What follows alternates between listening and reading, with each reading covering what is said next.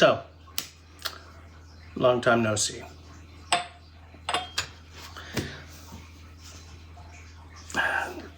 Burnout feels terrible. There's a lot of things that go along with that I don't necessarily feel that I am qualified to mention, but burnout feels awful. And that's where I've been with both my channels for months now. I mean, you guys who used to follow everything I did might have noticed that of late all I've really been doing is cocktail live streams or shorts that I'm doing over on TikTok. And that's because it's keeping me filming something. Burnout in this sort of context feels even worse for someone who went to school to make movies and who started YouTubing over 10 years ago now on my main channel because I wasn't in the film industry. And I wouldn't go to the film industry or the TV industry now if, you know, I don't want to say if the opportunity even came up, but I mean, that's no longer my eventual aim. But I have a few thoughts, and I kind of feel that I owe it to those of you who are channel subs and have become friends through this YouTube and thing. Just let me get this open first. Jesse, why don't you just rip it off with your hands? Because using an axe or a bushcraft knife is part of the conceit of the channel at this point. It's part of the identity that I've been trying to nurture. Incidentally, Victorinox, I don't remember what it's called. I did a review of it on my main channel. I like it a lot. All this extra stuff I wouldn't have bought, but the knife itself is great. So this is an American whiskey. My wife picked me up this and an E.H. Taylor from New York last time she was down there with the kids. I bought them tickets to the Lion King. She bought me 2 bottles of whiskey that I cannot get, or at least not find at home.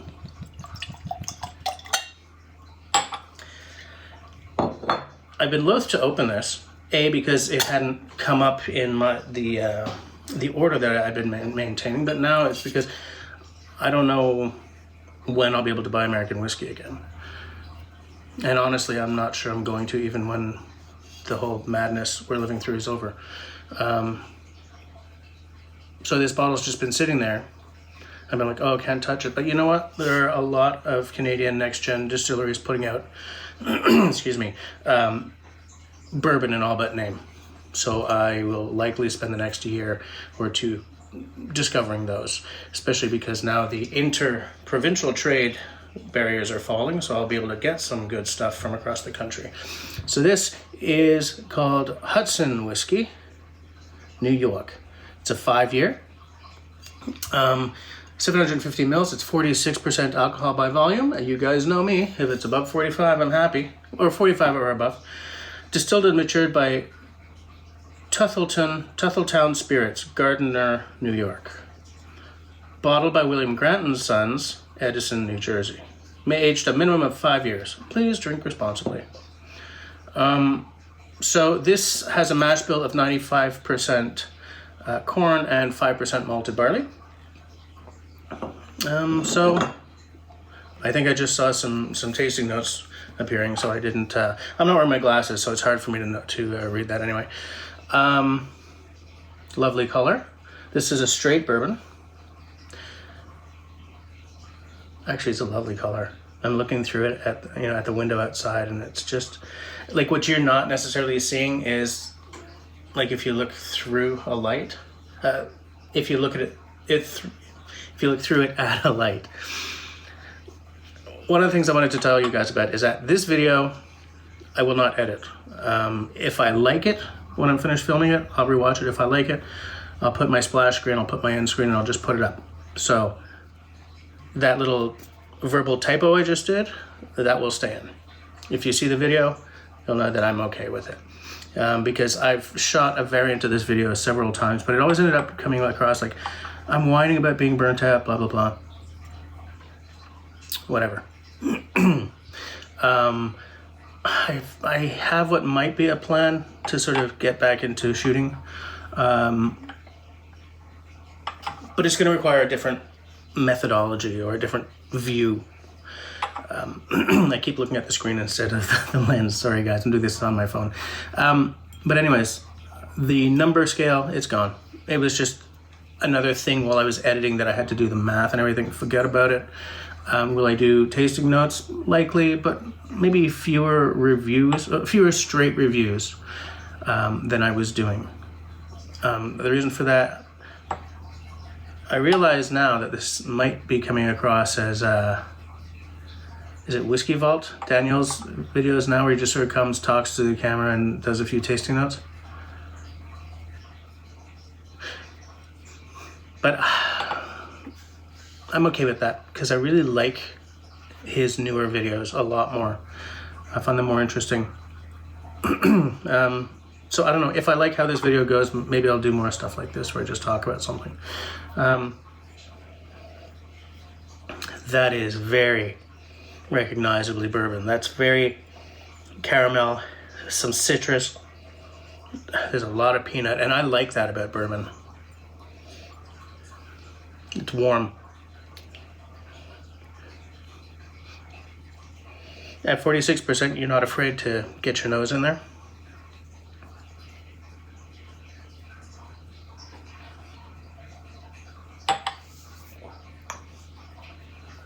That's oaky. Oaky, drying. There's an astringent thing at the tip of my tongue, almost like a snare drum. And then the softer notes happen further back. But the nose has more of the softer caramel, vanilla, citrus. I'm trying the nose again now that I've tasted it. And now there's more of that oak spice happening, or the oakiness and a very spicy note.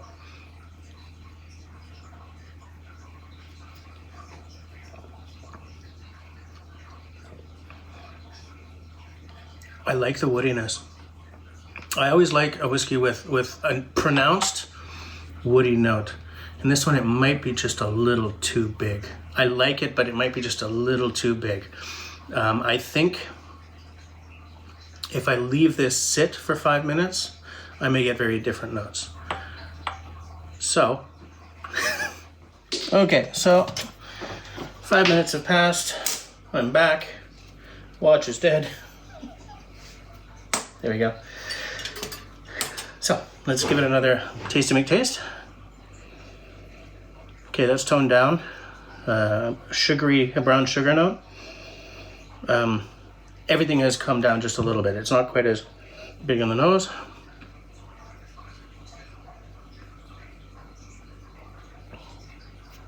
Yep.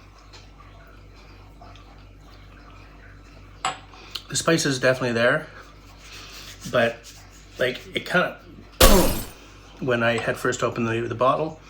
This is much more toned down. The flavor is much more unified. Very nice. Citrus. I'm almost getting a cherry note in there. Yeah. So I had a thought while I was taking my 5 minutes off.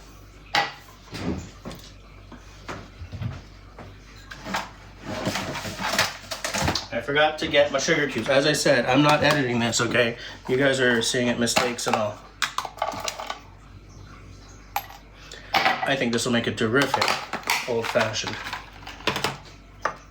So, the way I make an old-fashioned, I believe you guys probably know. 1 sugar cube. You're such an old-fashioned guy. Hey, it's an old-fashioned drink.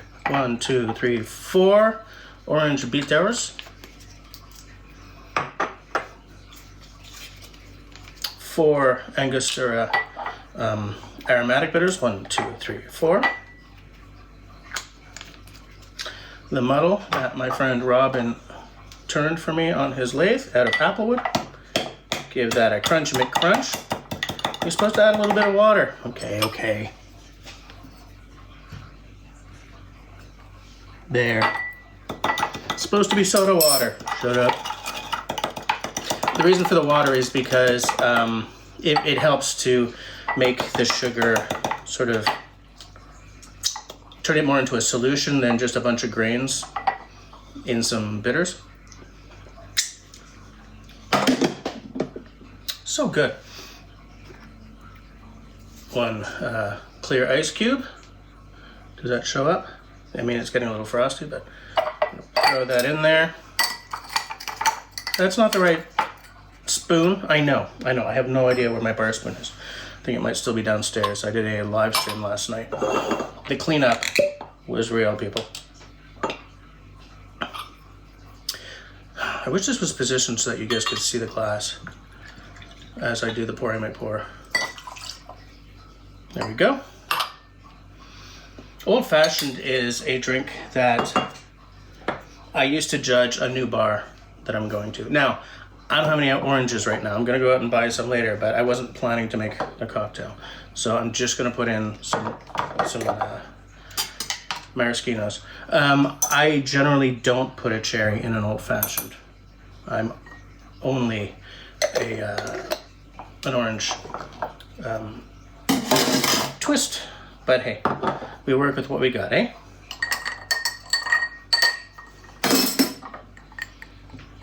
Cheers. That didn't really work. Oh. Sorry, guys.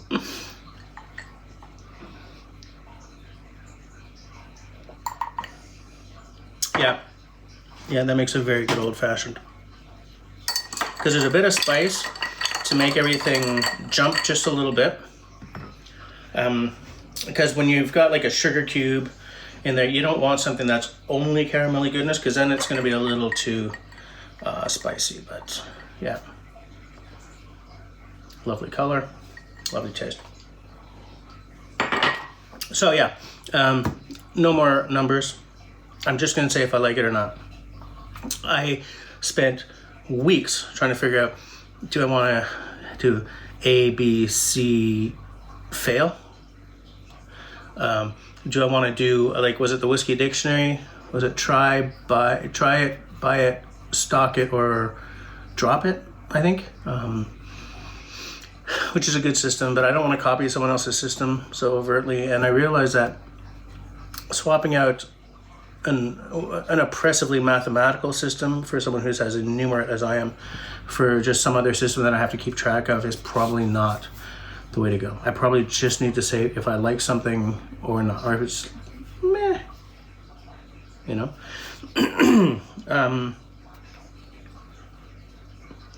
I don't want to say that I'm going to not do graphics anymore.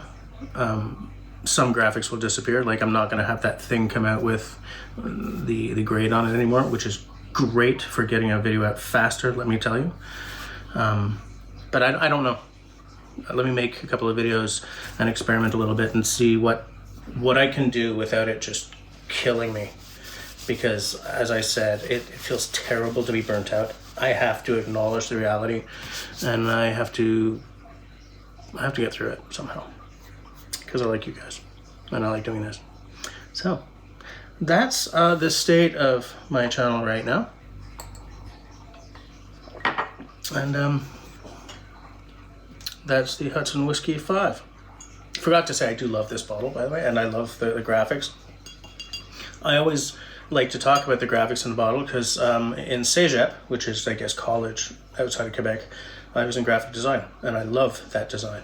Looks like it kind of reminds me of the, what's their metro called? The subway? Anyways, whatever.